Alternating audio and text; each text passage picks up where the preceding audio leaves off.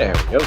All right, so joining us today, we have David Howard Thornton from Terrifier. Terrifier 2 plays Art the Clown. How does Art the Clown celebrate Halloween? Do you have a big party or handing out No, candy? I did a lot of parties the weekend of Halloween, but then like Halloween itself, I was partied out. So I just stayed home and like ate some chocolate I got in England and then watched Army of Darkness and just totally vegged out all night.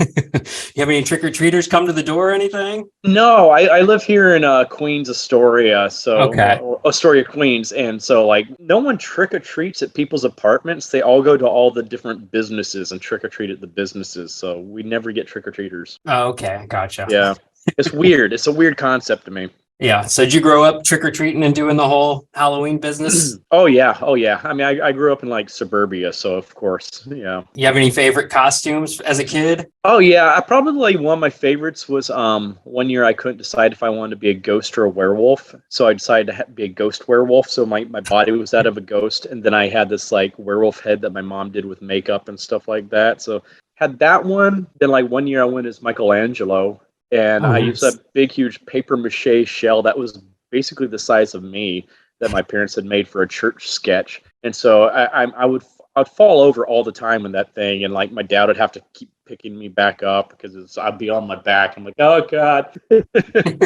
it was a disaster. So you grew up as a self-proclaimed entertainment enthusiast, Huntsville, Alabama. Yeah. What was that like doing local theater down there? Oh, it was great. We had a great like local community theater type, community, I guess you could say. But yeah, especially children's theater. That's what I did a lot of, and our children's theater's always been thriving down there. So that was a great place just to really like hone my craft, especially with comedy, because kids love physical comedy, and that's what my whole forte has always been. So that's where I really just perfected everything. So what did you think was the most attainable form of success when you started down this pursuit of acting? Oh, geez. I originally was trying to get on Broadway. That's Okay. what I was really aspiring for, and that just never happened. I did some off-Broadway shows, and I did some Broadway tours with like How the Grinch Stole Christmas, the musical, and I got close, very, very close, but like the theater world up here is crazy because to get on Broadway, you have to be in the union. But to be in the union, you have to have a certain amount of points that you get to be in the union, but you usually can't get those points unless you get in a union show, but you can't get in a union show unless you're already in the union. So it's just like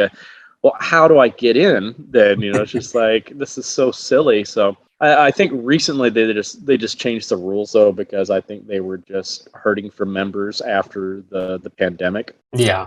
So yeah, they recently just said, yeah, you can just buy your way into the union now. Gotcha. Yeah. So yeah, it shows that you studied under Stefan Carl on The Grinch. Yeah. So yeah, known that as man. Robbie Rotten. Yes, he was a powerhouse, man. He actually studied physical comedy and clowning. So he was a master at the craft. So like all those years I was fine tuning things, he was really able to just take me and like, okay, this is how you do this even better. Basically he was my Socrates of comedy, I guess you could say. Okay, so you started out pretty focused on comedy. Were you into horror at all before getting this role? A little bit, but I never aspired for it because I Okay. was just trying to be realistic. I mean, I look at myself and I'm like, I don't really look like a horror type of guy anyways. And so especially like most horror villains are usually huge, muscle bound guys and stuff like Kane Hodder types, CJ Graham types. I'm like, yeah, I don't fit that mold at all. If I ever did a horror movie, I figured I'd be like the Randy type of character from Scream or something like that. So it wasn't something I was really focused on doing.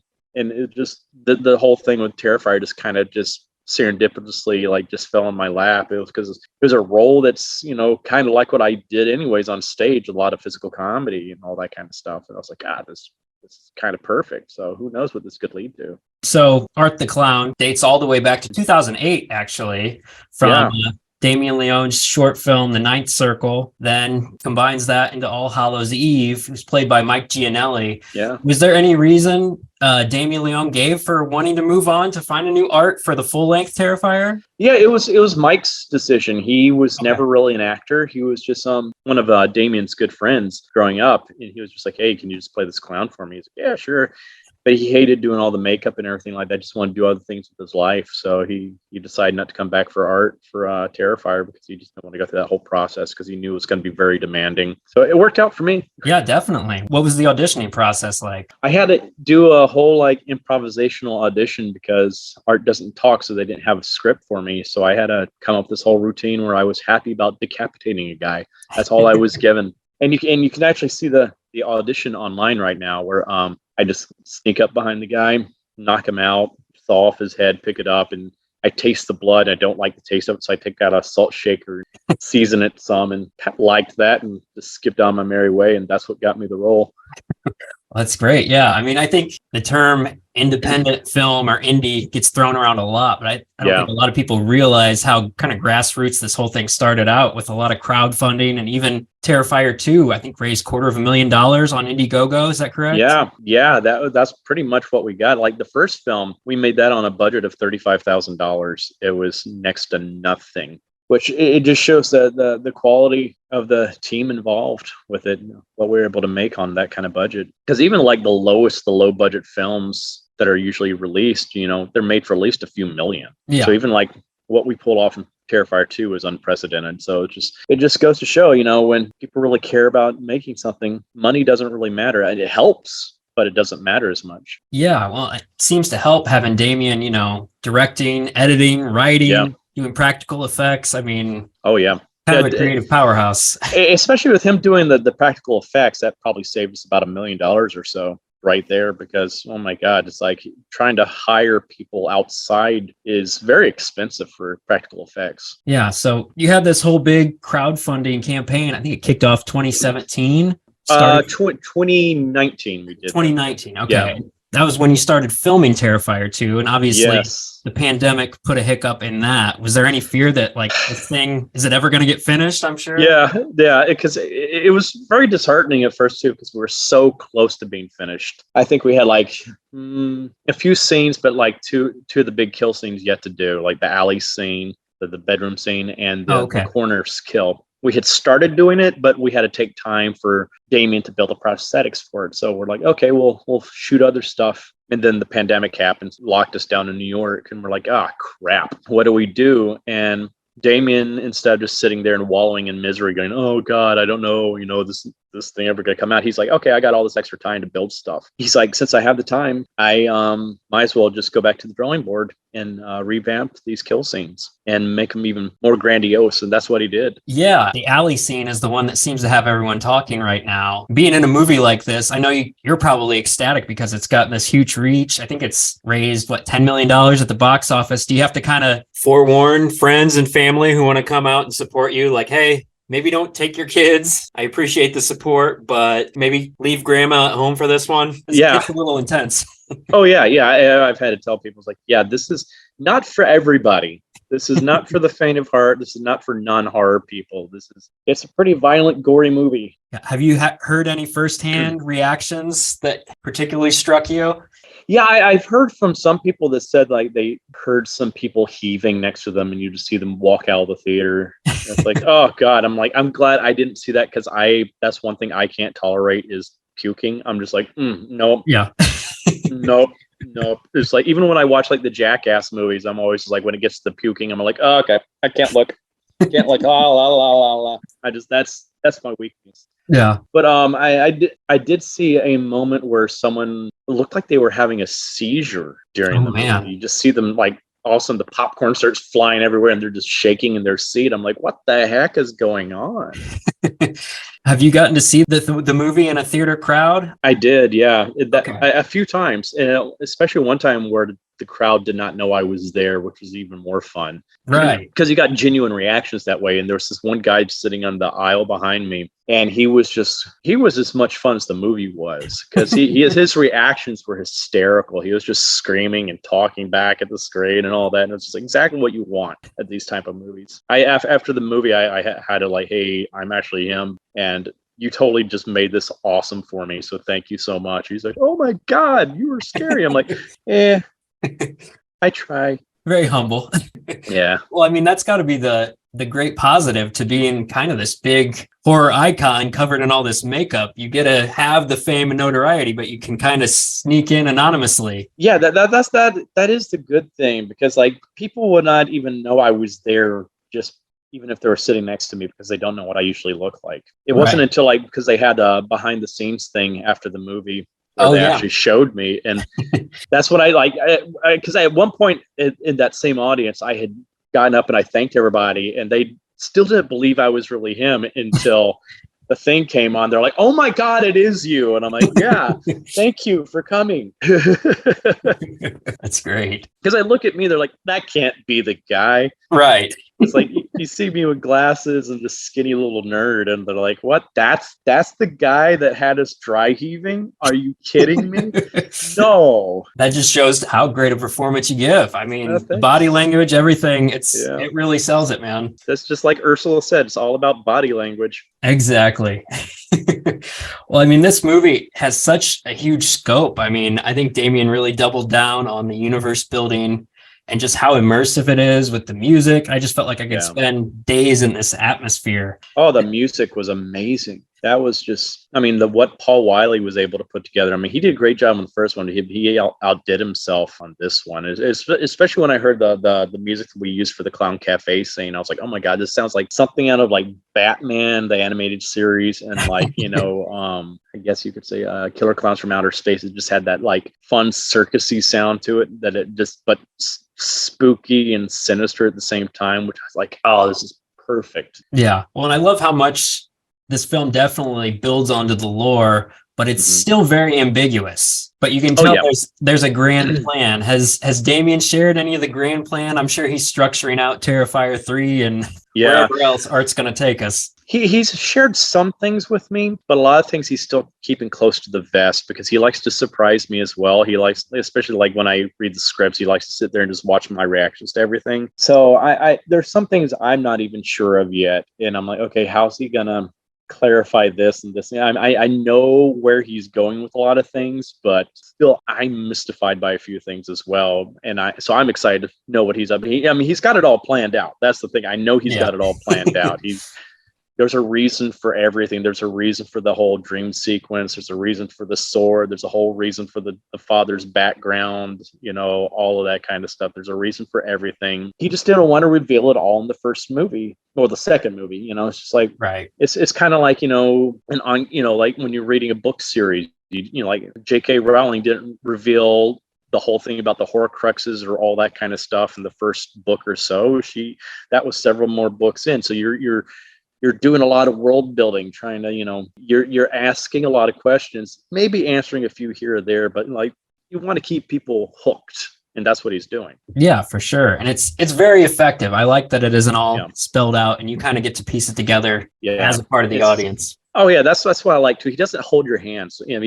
But if you notice, there are clues he leaves to certain things. So if you're observant, you can put things together, two and two together and stuff like that, which I like, especially like surrounding the pale girl and stuff like that. Yeah, definitely. And like you mentioned the Clown Cafe, I didn't realize this, but a buddy of mine pointed out that the nurse in the post-credit sequence is the same actress. So there's definitely some hints about things coming full circle there. Yeah, that's one of those things like, okay, how are we going to bring that full circle? Right. Yeah. So yeah, I know he's got a plan. She was like humming the song and stuff like that too. So there's a reason that song was in the dream sequence, but also is crossed over to the real world as well. So I'm like, okay, how? I want to know too. I mean, the design and the look for Art the Clown is phenomenal. Like he's almost instantly iconic. Do you have like a Mount Rushmore of who your horror icons are? Oh gosh. Yeah. I mean, of course, Freddy's the George Washington of them all, I would say. So yeah. Mike Myers too. Well, Michael Myers, not Mike Myers. That's totally different Myers. Yeah, baby. Yeah, baby. That's funny. Great minds. Of course, Jason is up there too. I'd say probably Leatherface. For sure. So you said Freddy's your favorite. Do you have a favorite sequel or installment? Oh, Dream Warriors. Dream Warriors. Yeah. Part 3. I mean, that's just such a great movie. I mean, I think that's where like it really found its stride, because part 2 did some different things, went in some different directions. They're like, okay, well, this didn't quite work. Let's get back to Nancy and Right. all that kind of stuff. And that's, yeah, I think that's really where they started fleshing out Freddy's backstory more too. If Jason Blum calls you up tomorrow and says, "Hey, we need a new Freddy Krueger," would you entertain the idea? I'd entertain it, but I'd be also very wary too, because it's just like, that's Superman, like stepping on Superman's cape. I'm like, no one is going to do it better than Robert Englund. Right. You just can't. I mean, I look at Jackie Earle Haley, who is an amazingly talented character actor. And I don't even really blame him for what happened with the remake. It's just the writing on it was not the same, did not have the teeth that the original had. And it was too serious and not enough levity as well. Because, those movies were so good at blending comedy and horror at the same time. And of course, later on, they went a little bit too much on the comedy side. Right. That's where it started to jump the shark. But it's like the first few movies were really good at walking that line. And that's what made Freddy so interesting. He had charisma about him, and that was just all Robert, I think. So he just brought this dynamic nature to the character. Yeah, for sure. I feel like I see a lot of his performance mirrored in yours, where it's very playful, it's very humorous, but very sadistic as well. Yeah, and see that's the thing. You can tell Freddy's the type of guy, just like Art's the type of guy that loves what he does. He knows he's the bad guy, and he revels in it. Yeah, absolutely.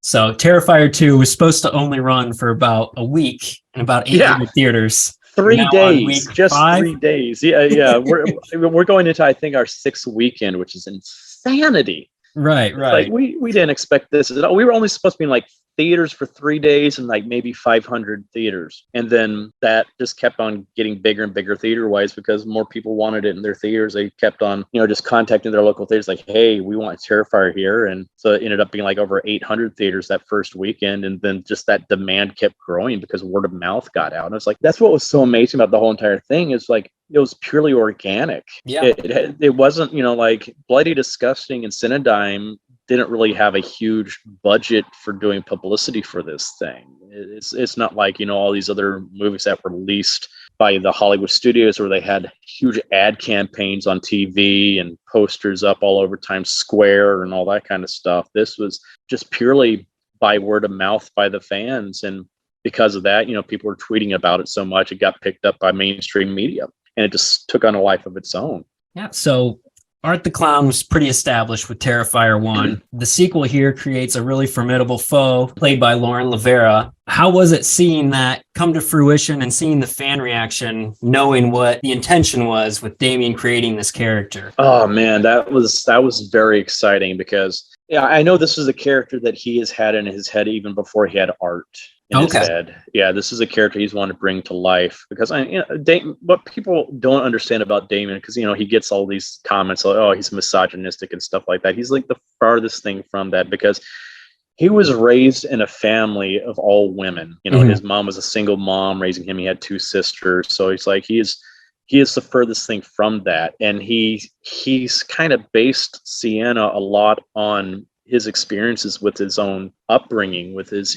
sisters and his mom, and he put that into that character. It's like he wanted to bring a very strong character into this that the audience would really fall in love with and feel for. And the way he wrote her in the script is like, she's very real, and she's not perfect. She's got her own problems. She deals with anxieties, and you that's why I love, is like the script takes her on the hero's journey that you see in great works of literature, where she starts off a very damaged person, and she goes through the ringer and comes out so much stronger because of it. And it's such a great story. And it's like, we knew when we were trying to cast this character, it's like this movie's going to hinge on this character.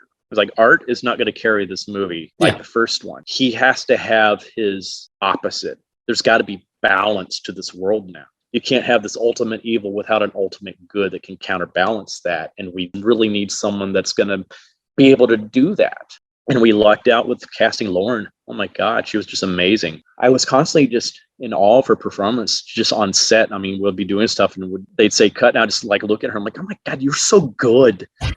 Because I was learning from her. Yeah. Just I just look at like the performance she does in that water tank. Oh yeah. Underwater. I mean, that's hard. Yeah. because you're trying, your whole body's fighting for its life the whole entire time anyway. So you're having to go against your basic instincts for survival and act at the same time. And it's like she did that so well. Yeah. And it's like she made it look effortless. This film would not have worked as nearly as well without her performance. It's like she knocked it out of the park. The depth of those characters, the family dynamic, I think added a lot of levity to this movie that I think people thought may have been lacking in the previous one, where this one feels very full, very developed. And yeah, she did phenomenal. Oh yeah. And I also want to speak out for Barb too, because I know her character gets a lot of hate from people. It's like, oh God, you're so annoying. And I'm like, no, I've heard from like other people, like their moms are like, oh my God, that is my mom. Yeah. That is such a very relatable character. Because I'm like, yeah, she's kind of bitchy in this, but there's a reason for it. This is a woman that has gone through trauma herself, all the stuff that happened to her husband recently. And now she's stuck raising two kids that are going through their own drama right now and trying to, provide for them. And then all this stuff starts happening, throwing everything into chaos. And she's already hanging there by a thread anyway. And now it's just like she's about to just come undone. I felt like it was a lot more realistic than the typical parent figure you get in a horror film, where it's either very, very kind of pandering and like, okay, yes, whatever you say, dear, or like the exact opposite. She felt very real, where she had moments of levity and, trying to look out for her kids, but she also had to lay the law down. Yeah. I mean, she thinks her son is just doing all these horrible things. Yeah. And it's like, she comes home, blood all over him, being, the whole thing with the possum. And it's like, you're not going to believe there was a clown and this ghost girl that like threw a possum. You're going to like, oh, my son's already shown some like tendencies for the dark side. He's interested in serial killers. I'm going to believe the principal right now. So you're in trouble. Go to your room. So Terrifier 2 is still in theaters right now. It's on Screenbox streaming, DVD December 27th, and Blu-ray. You've also got a holiday movie coming out, The Mean One. Yeah. What do you want to tell us about that? I can't really say too much yet because a lot of, stuff, but it is coming out December 15th. It is a horror movie parody of the classical Grinch story, but we don't even call him the Grinch in this because, don't want the Seuss estate suing us and stuff like that. It's like we're getting around it because of fair use doctrine and stuff like that. It's pure parody. It's basically the premise of it is like it's 20 years later after the original story, but the original story doesn't have the same ending as this one does, with everything being all happy, happy, happy. Gotcha. So something happens to Cindy's mom, and they move away from Newville, and they come back after 20 years where the mean one has been terrorizing the town, and she wants revenge. Gotcha. So yeah, she's a pretty badass character too, like Sienna. So it's a fun movie. Yeah, it's a fun movie, and it even has a love story in it too, which you wouldn't expect. So there's a lot. There's something in there for everybody. Is this a speaking role for you this time? A small speaking role. Small speaking. Okay. Yeah, small speaking role. It's more growls and everything. Gotcha. Okay. Because he's more of a beast in this. He's kind of like a Bigfoot type of character. Okay. Gotcha. Yeah. Yeah. So what was the makeup process like compared to Art getting in the Mean One outfit? A lot of airbrushing. The one thing that did suck, and it wasn't my makeup artist's problem, well, her fault, is the prosthetic they got was from a dog. It's like used for like a dog mask and stuff like that. But whoever made these things made it for a very small nose and did not think to put air holes in there for the nose. Oh no. And so like we had to eventually drill air holes in there just so I could get some kind of air in, because it was like I was just a mouth breather the whole entire time. I sound like I had a horrible head cold. It was just like hi ha ha. It was miserable. But especially when you're doing fight scenes and stuff like that, and you're just having yeah, that's pretty physically demanding. It's hard. But that was the most annoying thing. So I said, if we ever do any sequels to it, knock on wood, that we find a way to get some air holes in there better for me to breathe.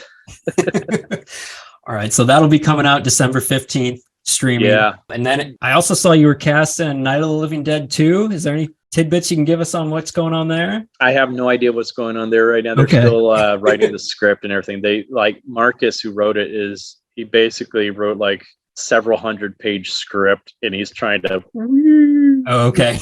tear it down now. So he's got this grandiose thing. He basically could have made it into a TV series, I think, with what he wrote. And it's just like, so I have no idea. I have no idea who I'm playing it or anything like that. So I'm just doing it regardless because, I mean, come on. Yeah. You want to talk about independent horror? Exactly. I'm like, yeah, of course. I'm happy just being a zombie. Right. Well, all right. Well, so we usually end most of our episodes with a content recommendation. Do you have anything you've been listening to or watching lately you want to recommend? Ooh, let's see here. I recently been watching, I've only seen like 2 episodes so far, but The Cabinet of Curiosities on Netflix with Guillermo del Toro. I'm a huge fan of his work. I really haven't had time to watch a whole lot of things recently, especially a lot of new things that have come out. I still want to go see Barbarian and Pearl and all that kind of stuff. I just haven't had an opportunity to yet. Did you get around to Halloween Ends? Yeah. That one's been pretty divisive. I can tell by your face. Had some opinions. Do you want to share any, or is this safe space? Because I'm a huge Halloween fan, and I just felt like it was a disrespect to the franchise and the characters and the fans. It's just like, it's my biggest beef with it is, if this is the thing you've been hyping for years, going to be the great finale between Laurie Strode and Michael Myers, then you don't make them secondary characters in their final film together. No one went in there for the Corey Cunningham story. Yeah. It's just like, especially when they kill him off. It's like, what was the point of having this guy? No one cared about this guy. Yeah, that was definitely a curveball. Yeah. I mean, it would have worked more if this had been Halloween Kills, if they did that kind of side story and then back into this. But it's like, nah, it just, I felt betrayed. It just didn't feel like it was a proper send-off. No, that's in that way.